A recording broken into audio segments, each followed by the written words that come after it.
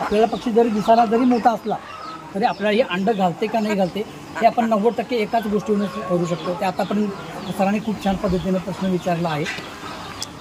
हे जे वॅटल्स आहेत ना, हे वॅटल्स आणि एक कोंब, हे कालांतरानं जेव्हा ते अंडी घालत नाही ना तेव्हा त्याची, आता हे बघा हे सरळ आहे, आता हा पक्षी अंडी घालतो तर मी सांगू शकतो. कारण याचं वजन पाहिलं, त्याचं बॉडीचं शँक पाहिलं, पक्षी कसा चेक करावा फक्त व्यंकितनंच आपल्याला शिकवलेलं आहे. आपण पकडल्यानंतर हे पहा पक्षी शांतपणे राहतो.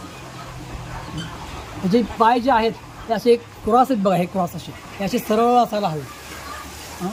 सगळ्यात महत्त्वाचं त्याचे जे ब्रिस्टमेंट म्हणतो आपण तिथं पण आपल्याला जाणवतं. आणि जिथं अंडं घालते, कोंबडी जेव्हा अंडं घालते ना तेव्हा ही 2 बोटं जी असतात आपली त्याबरोबर अंडं जिथं घालते त्या ठिकाणी आपण काय करतो ते असे अंडं ते हे बोटं त्यात जातात दोन्ही पण. हातलावून बघा, हे 2 बोटं घाला जाणवते. जेव्हा हे बघा सर खूप छान पद्धतीचा प्रश्न आहे. हे आपण असं करून छान प्रॉपर्टी घेऊ शकतो. मात्र जेव्हा याचं 72 आठवडे झाल्यानंतर परत ती पोझिशन आपण जसं म्हणतो बघा साखी बुद्धी राहते आपले. आपण जेव्हा 16 वर्षांतर गेलो की आपली बुद्धी लहान मुलासारखी होती, आपण लहान मुलासारखं बिहेवियर करू शकतो. तसंच याचं या पद्धतीत प्रोडक्शनच्या बाबतीत फक्त काय होतं हे जी सर आता तुम्हाला जे हाताला 2 बोटं लागली ते परत सिंगलवरती येते. आणि लक्षात कॉन्ट्रॅक्ट होतं, ग्रुपसाठी तयार होते. प्रत्येक कोंबडी घ्यायची, फक्त त्याचा तुरा पाहायचा असा, ते सरळ असेल तर ती अंडं घालते 100%. नसेल दुसरी गोष्ट हे पण चेक करायची, जेव्हा अशी 2 बोटं जातात ना सर तेव्हा ती कोंबडी अंडी घालते. अदरवाईज इथं एक झालं की ते अंडी घालत नाही असं समजावं. खूप छान पद्धतीचा प्रश्न आहे. व्हायरल लोड येतो तेव्हा हे जे तुरे आहेत ना त्या तुऱ्यावरती जखमा होतात, जखमा. अशा वेळी विरकॉनियस नावाचं जे मेडिसिन आहे ते आपण यांच्या अंगावरती पण फवारू शकतो 5 ग्रॅम पर लिटरनं. आणि यांना प्यायला पण देऊ शकतो लगेच क्विक विदिन 3 डेज, 3 दिवसाच्या आतमध्ये तो नाहीसा होतो रोग. छोट्या छोट्या गोष्टी पण तो करणं गरजेचं आहे. आपण काय म्हणतो आता रोगाला जातच नाही असं काहीच नाही. ही पद्धत आपण सर अवलंबा. संध्याकाळची कातं वेळ असते तेव्हा पक्षी बंदिस्त एका कोरड्यात घ्यायचं, एका जागेत घ्यायचं, प्रत्येक पक्षाला उचलायचं आणि फक्त हे चेक करायचं. ती जागा जेव्हा आपण चेक करतो अब्राह्मण मुदत त्याला ते चेक केल्यानंतर आपल्याला सहज कळतं की बाबा हा पक्षी अंडे घालतो की नाही. त्याचं तुरा, त्याचं वजन आणि ती जागा. आणि ज्या कोंबड्या अंडी घालत नाही आता जाऊन पण आपण पाहू शकता फक्त एकच बोट जातो सिंगल. जेव्हा 2 बोटं गेली की त्याचा पण हा पक्षी अंडी घालतो. सगळ्यात महत्त्वाचं आठवड्यातून एकदा आपण ह्या सर्व पक्ष्यांचं म्हणजे माझ्यांचं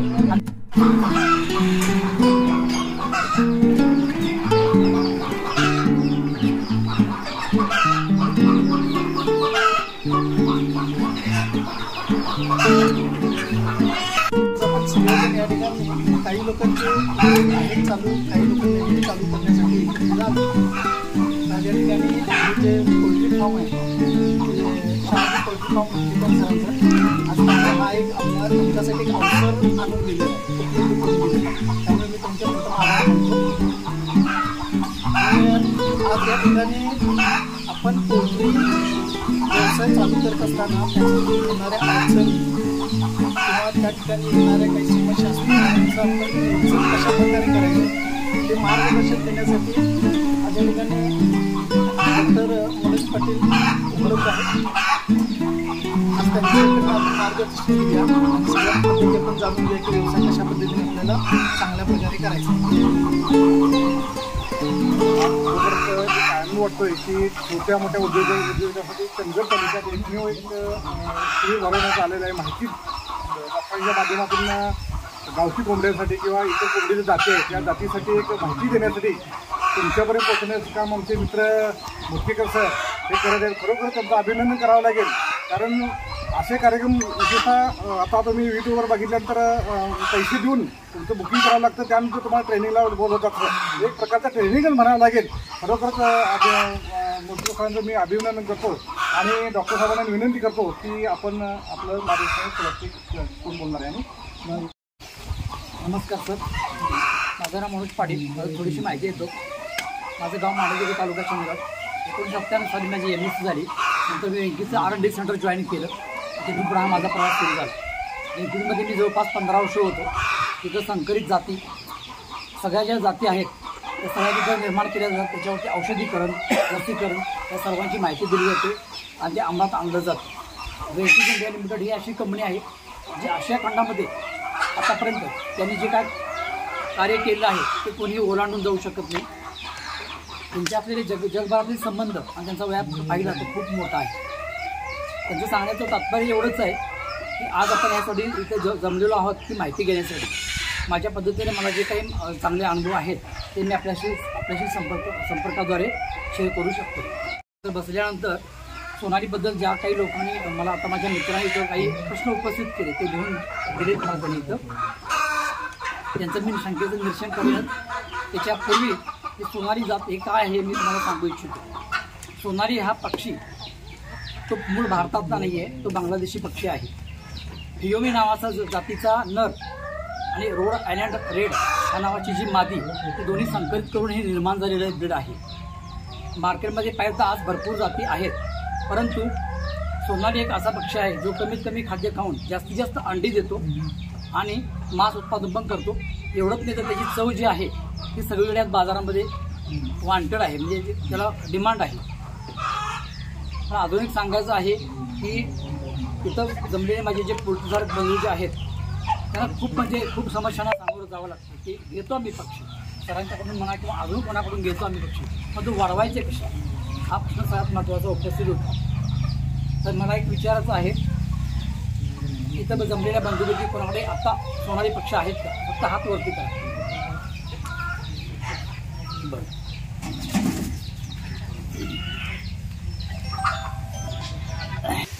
तर हा सोनाली पक्षी बांगलादेशी आहे. त्याचं एक दिवसाचं पिलाचं वजन 28 ते 30 ग्रॅम असतं. त्याच्यानंतर आपण येतो ब्रोडिंग स्टेजला. त्याची एक दिवशी पिलापासून ते अगदी कटिंग होईस्तोपर्यंत किंवा तर अंडी घालीस्तोपर्यंतची मी आता तुम्हाला सगळी माहिती देऊ इच्छितो. तर बरीच कोणाला काय विचारायचं आहे का? अजून विचारू शकता फ्रँकली. बरं, ठीक आहे. एक दिवसाच्या पिलाचं वजन 28 ते 30 ग्रॅम असते. आपण आणतो ते नगरमधून म्हणा किंवा पुण्यामधून म्हणा, बऱ्याच ठिकाणी हॅचरीज आहेत, परंतु एवढ्या मोठ्या प्रमाणात हॅचरीज नाही आहेत, तर याचा डाटा कुठेही अवेलेबल नाही आहे. हा जो पक्षी आहे तो गावरान पक्षी आहे असं संबोधलं जातं, परंतु गावरांमध्येच तो संकरित आहे हे लक्षात घ्या. आपण जी घरगुती कोंबडी पाळतो त्याच्या बदल्यात ह्याच्याकडे थोडंसं बघितलं त्याला थोडेसे रोग जास्त आहेत. तिथं लसीकरण म्हणा, वॉटर सॅनिटायझर म्हणा, अजून इथं त्यांचं फीडिंग टेक्नॉलॉजी म्हणा, वातावरण म्हणा, आपण जे उपचारपणा पहिल्या दिवसापासून देतो ते खूप पहिले 14 दिवस करणं खूप त्याचं गरजेचं आहे. आता होतं कसं काय, आपण तापमान जर त्याला 93 फॅरनहाईट जर आपण दिलं म्हणजेच 32 डिग्री सेल्सिअस तर त्याची वाढ होते. परंतु हा पक्षी इतका असा नाही आहे. हा पॅप्युलर होण्याचं कारण म्हणजे हा भारताच्या कुठल्याही वातावरणाला सूट होतो, परंतु तुम्हाला पहिले 14 दिवस ते 21 दिवस हा पक्षी चांगल्या प्रकारे तुम्हाला हाताळणं खूप गरजेचं आहे. सुरुवातीला बॅक्टेरिया विरहित पाणी, जसं की आपण शुद्ध पाणी म्हणतो, आपण हे बिस्लेरीचं वगैरे पाणी पितो असं का नाही, पण त्याच्यामध्ये एक वॉटर सॅनिटायझर म्हणावा, वॉटर ॲसिडिफायर, pH हे सगळं मेंटेन करून जर आपण त्याला पाणी वगैरे दिलं तर तो खूप छान पद्धतीने तुम्हाला तो रिस्पॉन्स करतो. इतरांच्या तुलनेत बरेच ब्रीड आहेत, ब्लॅक ॲस्ट्रोलार्प आहे, कावेरी आहे, भरपूर अशा जाती आहेत प्रजाती. त्यापैकी सोनाली हा खूप छान पद्धतीचा पक्षी आहे. त्यामुळे आमच्या सुनील सरांनी यांची निवड केली आहे की पुढे जाऊन आपल्या पोल्ट्री बंधूंना सगळ्याचा फायदा व्हावा म्हणून. तर पहिल्या दिवसापासून ते 21 दिवसापर्यंत आपण जी काही लसीकरण करतो, पहिल्या दिवशी त्यांचं मानमुडीचं म्हणून असतं की ज्याला आपण म्हणतो मॅरेक्स डिसीज HOD SB1 च्या डबल डोसमध्ये आपण मानेतून करतो. त्याच्यानंतर हे पहिल्या दिवशी झाल्यानंतर त्याला गुळ पाणी येतो पहिले 24 तास. त्याच्यानंतर अँटीबायोटिक्स सुरू करतो दुसऱ्या दिवसापासून. मला माहीत नाही की किती अँटीबायोटिक्स लोक देतात, पण तो देणं ते गरजेचं आहे. ठीक आहे. त्याच्यानंतर जी का पहिल्या आठवड्यामध्ये मर होईल ते कशामुळे होते किंवा काय होणं याचं शवविच्छेदन करून त्याचं निरसन करणं पण तितकंच महत्त्वाचं आहे. कारण जास्तीत जास्त जे रोग आहेत ते पहिल्या आठवड्यातच त्याला पहिल्या 7 दिवसांमध्ये किंवा पहिल्या आठवड्यामध्ये बळावण्याचे चान्सेस जास्त असतात. तुम्हाला एवढंच सांगायचं आहे की जसं जसं दिवस वाढतील तसं तसं खाद्यातमधला फरक, तसं त्यांची औषधीकरणामध्ये फरक आणि लसीकरण ह्या गोष्टी पाळणं तंतोतंत गरजेचं आहे. आता या बंधूंनी काही मला विचारलं आहे की ओळखावा. तर जनरली जो ओरिजिनल पक्षी आहे सोनालीचा तो ब्राऊन कलरचा आहे, ब्राऊन खाकी कलरचा आहे. आणि आपल्या गावरान पद्धतीमध्ये त्याचे रंगरंगाचे वेगवेगळे प्रकार आहेत. असं काही सोडल्यानंतर लगेच आपण ते ओळखू शकत नाही आहोत की हा गावरान आहे आणि हा सोनाली आहे. मात्र ज्याचे पाय अगदीच बारीक आहेत, अगदी काठीसारखे पाय आहेत, तो आपण म्हणू शकतो की तो बाबा गावरान पक्षी आहे. त्याच्यानंतर प्रश्न येतो तो दुसऱ्या आठवड्यानंतरचा. जर पहिल्या आठवड्यामध्ये मर जर झालेली असेल, समजा 1-2% जर मर झाली तर ते ठीक आहे, पण त्याच्या जर जास्त मर झाली असेल तर तुम्हाला सेकंड वीकमध्ये सुद्धा अँटीबायोटिक वापरण्याचे चान्सेस असतात. इतरांच्या तुलनेमध्ये तसं पाहिलं तर ब्रॉयलर किंवा इतर जे ब्रीड्स आहेत त्याच्या तुलनेमध्ये ह्या पक्षाला जास्तीत जास्त कमी जरी तुम्ही प्रमाणात जरी मेडिसिन दिला तरी चालू शकतं, असं काही नाही आहे. तर पुढे जाऊन ते लसीकरणाचा उपयोग डोळे सुजणे म्हणा, डोकी सुजणे म्हणा, इकोलायचं रोग येणे, ह्या गोष्टीला प्रतिबंध जर मिळत असेल तर तो लसीकरणामुळे तर लसीकरण करणं खूप गरजेचं आहे. त्या लसीकरणाचे प्रकार बरेच आहेत. त्यापैकी एक डोळ्यात टाकणे, एक तोंडात टाकणे, नंतर नाकात टाकणे आणि ते पाण्यातून करणे, असे एवढे 2-4 प्रकार आहेत. आपण त्याला मानेमधून एक एंडिकिल्ड नावाचं सुद्धा वॅक्सिनेशन आहे, ते सुद्धा आपण त्यांना पुरवू शकतो. तुमचं डेवळला ते पहिल्या दिवशी किंवा दुसऱ्या दिवशी केलं तरी चालतं.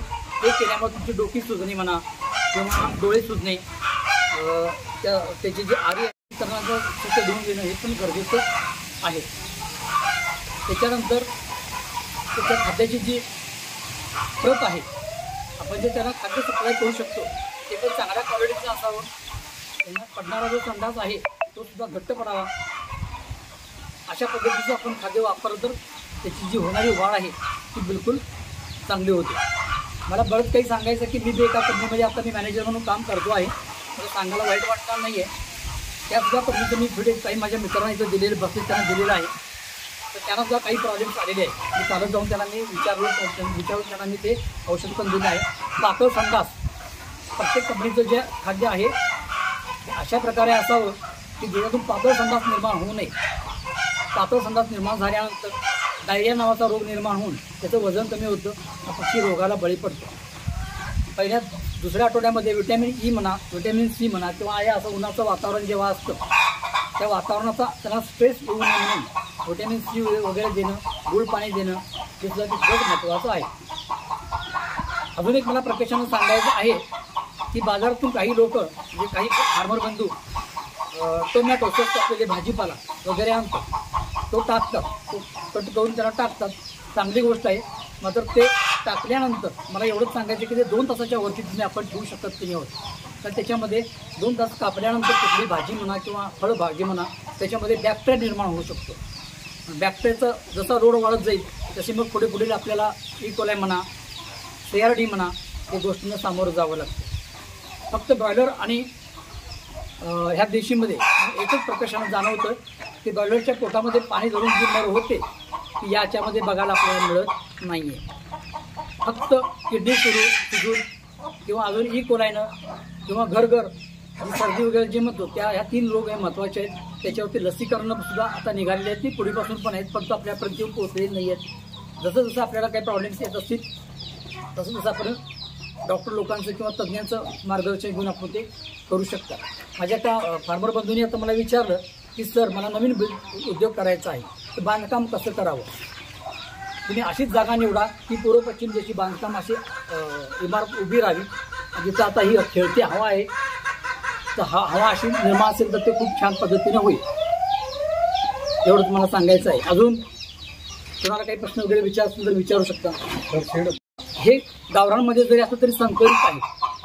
जास्तीत जास्त तुम्ही जेवढं हवेशीर आणि बंदिस्त ठेवसाल तेवढं ते चांगलं राहणार आहे. कारण एक आता ही कुबडी तर फिरते, हा पक्षी फिरतो तर तो जे बॅक्टेरियाचं जे जेनेटिक डिसीज वगैरे आहेत ते त्याच्या तो तोंडातून जे पास होतं त्याच्यामुळे पातळ संडास हा त्याच्यामुळे निर्माण होतो. आता पुढे काही जणांना जर जागा उपलब्ध नसेल बंदिस्त करू शकता, पण ते ओपन ठेवलं जाळी मारून ओपन ठेवलं जाळी मारून ओपन ठेवू शकता. म्हणजे काय बंदी म्हणजे पूर्ण बंद पाहिजे असे काय नाही नाही नाही, जेवढे हवेशीर राहील तेवढे ही सिस्टम चांगले आपल्याला पैसे मिळून देणारे आहे. कोळीचे टोटल आजार किती प्रकारचे असतात व आजाराचे औषधांची नावे सांगा. आजार तसे खूपच आहेत.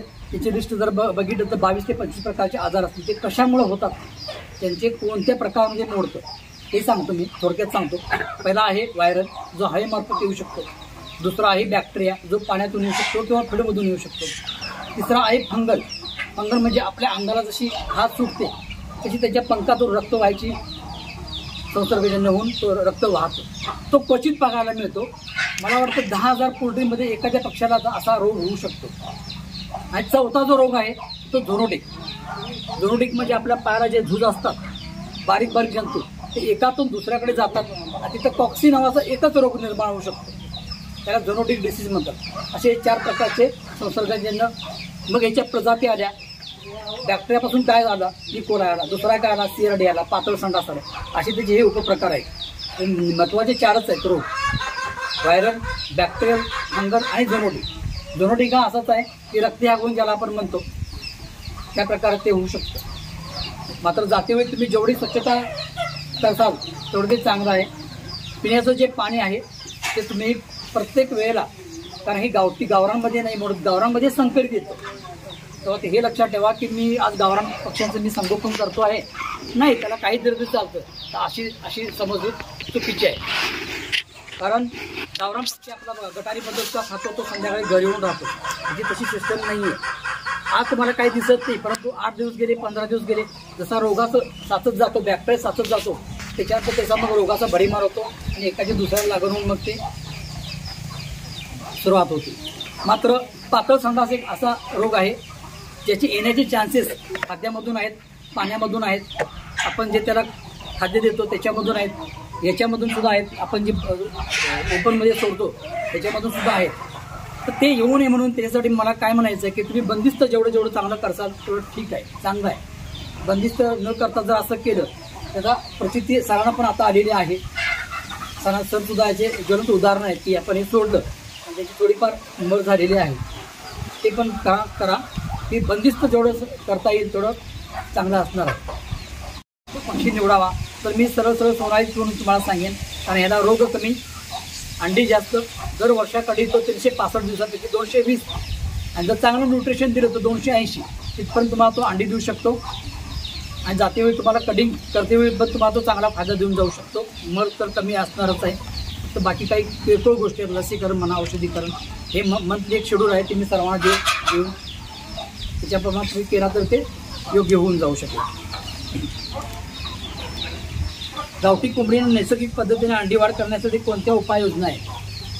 आता मार्केटमध्ये बरेच काही असे औषधं आहेत जे आपल्यापर्यंत पोहोचलेले नाही आहेत, मात्र काही शानी सुस्ती लोक आपल्यासाठी फायदा करून घेत आहेत. त्यापैकी तुम्हाला एक मी सांगतो, प्रोबायोटिक नावाचा जो घटक आहे की जो दिल्यानंतर ते ग्रोथ प्रमोटर पण करतं, त्या ओव्हरीची वाढ पण करतं, अंडी पण वाढवतं आणि संडास पण क्लिअर करतं. असा प्रोबायोटिक लॅक्टोनॅस गोल्ड नावाचं एक मेडिसिन आहे. लॅक्टोनॅस गोल्ड तुम्हाला नंतर सर्वांना मी मेसेज देईन, मी तुम्हाला एक कॉम्प्लेट त्याच्यामध्ये. सुरुवातीच्या पहिल्या दिवसापासून ते पक्षी जाईस तोपर्यंत कोणतं खाद्य वापरावं, त्याला त्याचं संगोपन करावं, यासाठी एक क्रायटेरिया ठरलेला आहे. कोणतं खाद्य वापरावं, मग त्यातून आपण ठरवा की कोणत्या कंपनीचं आपण वापरू शकतो, कोणत्या कंपनीचं छान खाद्य आहे ते पण मी तुम्हाला गाईड करेन. सगळ्याच कंपन्या आज बाजारामध्ये आल्या, वाईट नाहीत, चांगल्याच आहेत.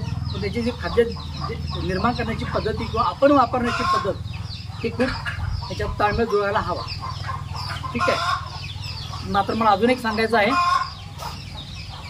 ह्या देशी पक्ष्यांना काही माझे पोल्ट्री फार्मर बंधू ब्रॉयलरचं खाद्य घालत आहेत. जर आपल्याला अंडी नको असतील तर ते आपण वापरू शकता. जर अंड्यासाठी जर करणार असाल तर ते आपण वापरू शकत नाही आहे. त्याचं फेज 1, फेज 2 आणि फेज 3 अशा प्रत्येक कंपन्याचे सर्टन अंड्यासाठी निर्माण केलेलं खाद्य आहे, ते पण आपण वापरावे. नाहीतर कसं होतं, तुम्ही जेव्हा त्यांना जास्त खाद्य घालता ब्रॉयलरचं तर त्याच्यामध्ये प्रोटीनची लेवल जी आहे ती जास्त असते, ऑइल जास्त असते, त्याच्यामुळे साहजिकच फॅट वाढतं. फॅट वाढले की अंडी देत नाही आहे पक्षी. जसे गावरान पक्षी आहे, एक 2-3 महिने खुडूक बसतो, आपण त्याला खुडूक बसलो असं म्हणतो. तर त्याच वेळी आपण त्याची काय करतो, अंडी उगवण्यासाठी प्रयत्न करतो. तसं न करता तुम्ही फेज 1, फेज 2 आणि फेज 3 असं लेअर म्हणजे जे खाद्य आपल्या जे कंपन्यांनी काढले त्याचा वापर करावा. मग ते कोणत्याही कंपनीचं असलं तर ते चांगलं असणार आहे. महिन्यातून सरळ ते पहिल्या दिवसापासून ते 5 दिवसापर्यंत, 1 तारखेपासून 5 तारखेपर्यंत तुम्ही त्यांना न्यूट्रिशन देणं गरजेचं आहे. वेळ त्या पक्ष्यांच्यावरती आलेला स्ट्रेस पाहून तुम्ही एखादा स्प्रेसुद्धा करणं तितकंच गरजेचं असतं. त्याच्यामध्ये B904 आहे इंग्लिश कंपनीचं, व्हिरकॉनियस आहे फायझरचं, अशी बऱ्याच प्रकारची औषधं आहेत. आलटून पलटून स्प्रे करणं गरजेचं असतं. कारण आपण गावरांमध्ये राहतो, इथं बॅक्टेरियाचा लोड म्हणा, व्हायरल लोड म्हणा, कुणी हे जंगली पक्षी वगैरे येऊन संडास करून जातात. त्याच्यामुळे साल्मोनेला नावाचा एक रोग आहे. तो माशी जरी उडून तिच्यात बसली तिकडं तर तो एक माशी 100 पक्ष्यांना ती रोग आणू शकते. त्याच्यामुळे आठवड्यातून एकदा आपण सर्वांनी जे पोल्ट्रीधारक आहेत त्यांनी एखादा जरी स्प्रे करणं गरजेचं आहे. नुसतं त्या पक्षाकडे खाद्य दिलं आणि पाणी दिलं म्हणजे त्याचं संगोपन केलं असं नाही होऊ शकत. हे तुम्ही सर्वांनी लक्षात घ्या. आपल्याला पक्षी मेला नाही पाहिजेत, त्यानं जास्त अंडी दिली पाहिजेत आणि त्याचं वजन जास्त आलं पाहिजे. हे 3च गोष्टीवरती हा बिझनेस चालतो. बाकी आता राहिला मार्केटमध्ये तुमचा पक्षी कोणता आहे, सोनाली आहे, तुमचा पक्षी बीपी क्रॉस आहे, मग ते तुम्हाला ज्या पद्धतीने तुम्ही ते विकत द्या. हा मार्केटचा भाग आहे, तो कोणी थांबवू शकत नाही आहे. जसं ब्रॉयलरचं मार्केट आता जर बघितलं तर गेल्या 9 महिन्यापासून ब्रॉयलरचं मार्केट पूर्ण झिरो आहे. जे पोल्ट्रीधारक इथं बंधू कोणी आले असतील त्यांना पण माहीत आहे, सर्वांचा तोटा झालेला आहे. न भरून निघण्यासारखा त्यांना व्यवसाय सोडायची वेळ आली आहे. मात्र आपल्या सर्वांच्या हातामध्ये आहे की आपण पोल्ट्री फार्म करतो. आता समजा या सरांनी सुनील सरांनी इथं पोल्ट्री फार्म बांधलेला आहे. त्यांच्या ईर्ष्येवर म्हणा किंवा त्यांच्या इच्छेने म्हणा दुसऱ्या त्यांच्या मित्राने शेजारीच बांधला पोल्ट्री फार्म. ही वस्तुस्थिती मी सांगतोय, आहे असं नाही आहे, पकडून चला. तर ह्या कंपनीचा एक पोल्ट्री फार्म आहे, दुसऱ्या कंपनीचा एक पोल्ट्री फार्म आहे. इथून जर व्हायरल लोड निघाला तर 20 ते 25 किलोमीटर तुमचा कुठलाही रोग कुठेही घेऊन जाऊ शकतो.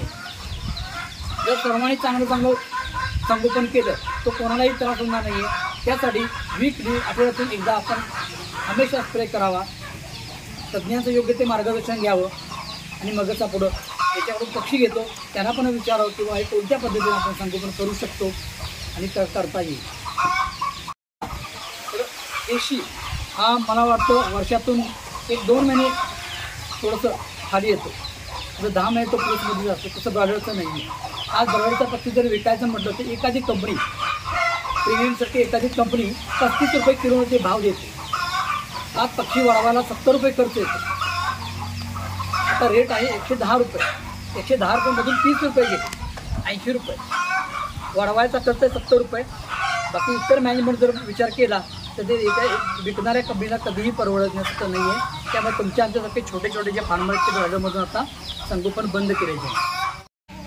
क्रायटेरिया काढला की जर तुमचं पूर्व पश्चिम असेल तरच आम्ही तुम्हाला पक्षी देऊ. मात्र जर आपल्याला काही ऑप्शनच नसेल तर आपण तेही उत्तर दक्षिण बांधू शकतो. आणि हे जे असं ग्रीन नेट आहे ते असं स्लांट पोझिशन बांधून आपण त्याचं संगोपन करू शकतो. काही प्रॉब्लेम नाही आहे. त्याच गतीने पक्षी वाढणार, त्याच गतीने तो अंडे देणार, सगळं द्या. फक्त असं जे आहे आता जी हवा खेळते आहे एवढं तुम्हाला करणं गरजेचं आहे बस. एक पक्षी ह्या वर्षाकाठी आपल्याला 220 ते 280 अंडी देऊ शकतो. सोनाली पक्षी 72 आठवड्यापर्यंत देऊ शकतो. त्याचं एज आहे लिमिट 72 आठवडे. तो 18 आठवड्यापासून पक्षी अंडी घालायला सुरुवात करतो. साधारणतः 900 ते 950 ग्रॅम पक्षी झाला आपण त्याला तलंग म्हणतो.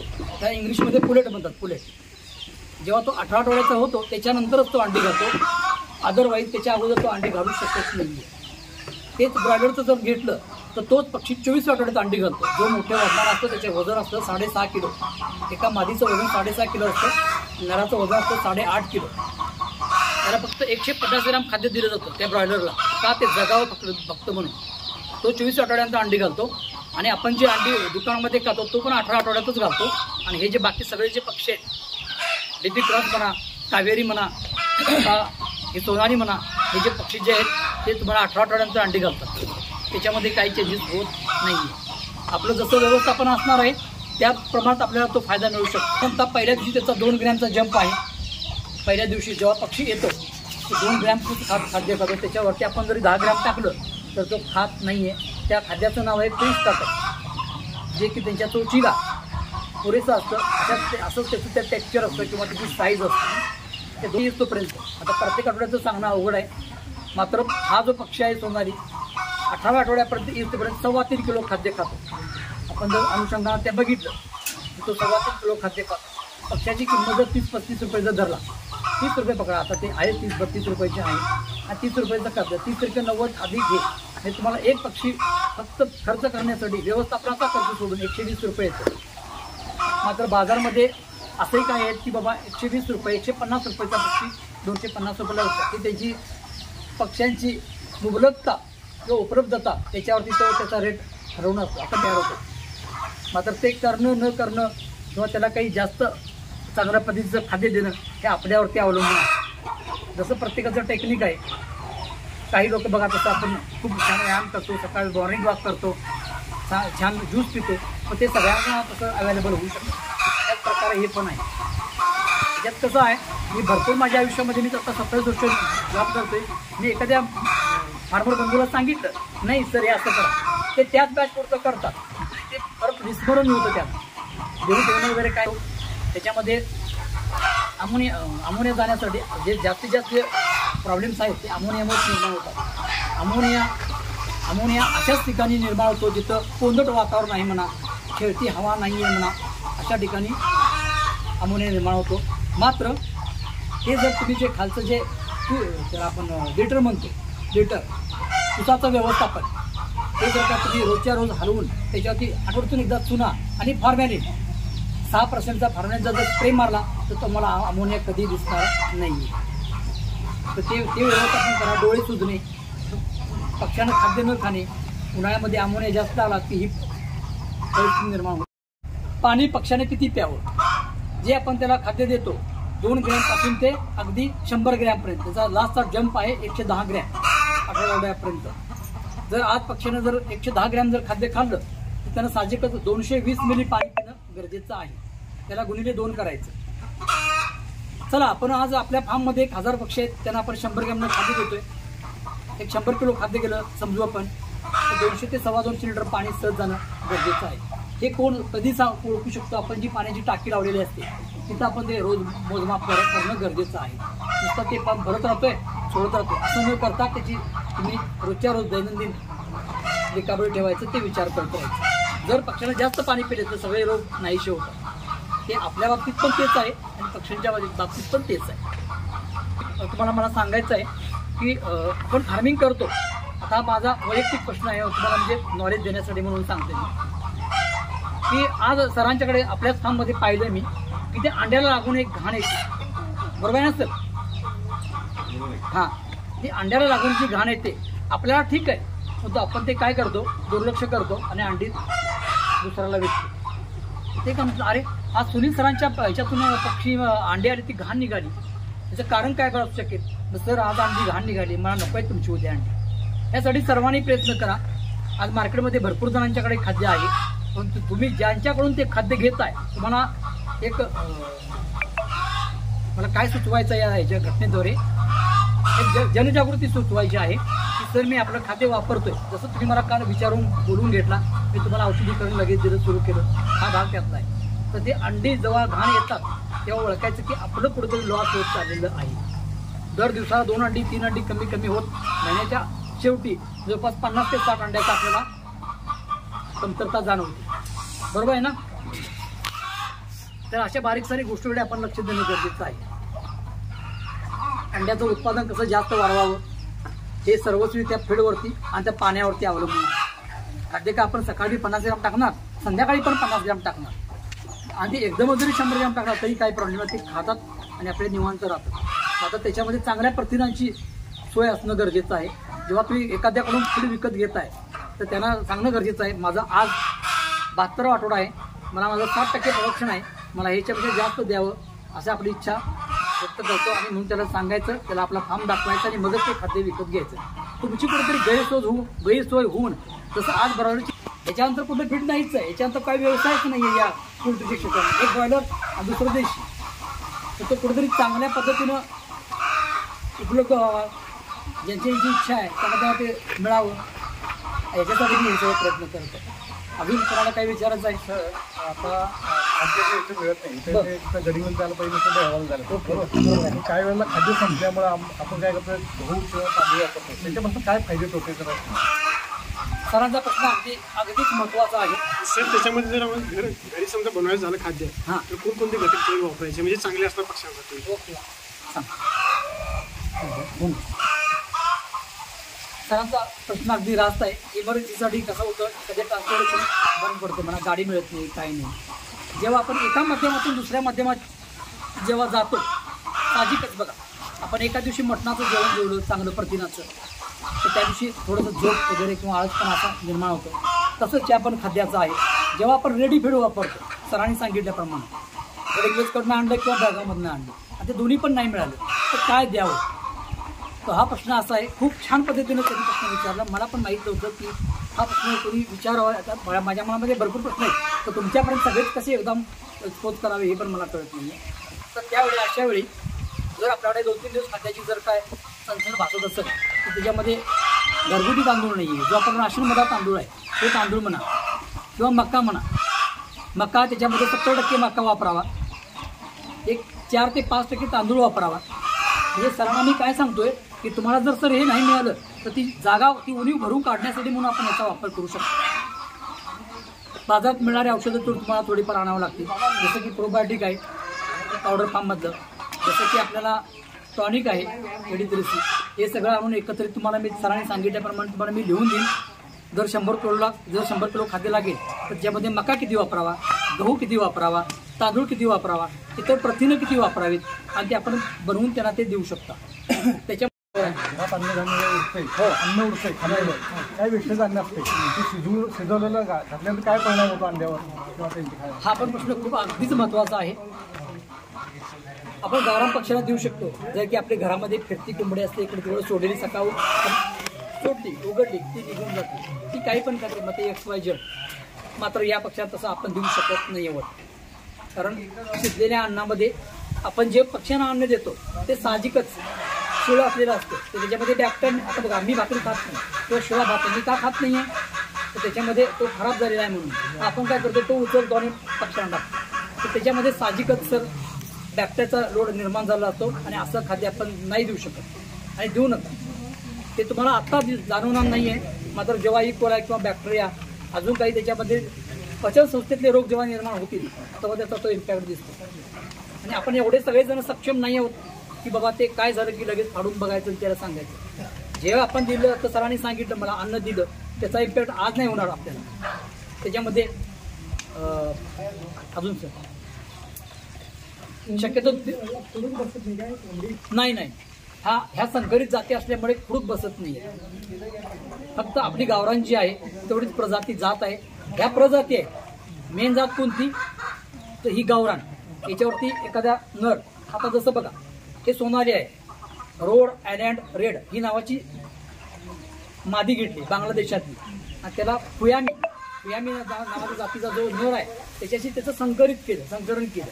पण त्याच्यापासून जी जात निर्माण झाली आपण 72 म्हणजे रोज माझं असंच व्हायचं की गवत अर्ध्या हे खायचं पिंडीच खायची हो बसून. पण त्याच्यापासून काय परिणाम होतो गवतापासून?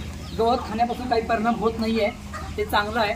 आपल्या ज्या गावठी कोंबड्या आहेत ना त्या खातातच, इव्हन कुत्रीसुद्धा खातात.